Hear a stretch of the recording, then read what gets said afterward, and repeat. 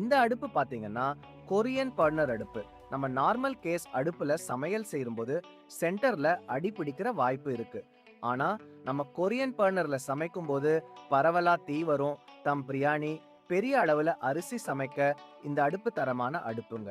இப்பொழுது மிக மிக குறைந்த விலையில் ஹெவி, லைட், நார்மல் என எந்த வகைகளில், எந்த அளவுகளில் நீங்கள் கேட்டாலும் சரி, அதனை குறித்த நேரத்தில் சிறந்த முறையில் நேரடி விலைக்கே செய்து முடித்து டெலிவரி செய்து தருகிறோம்.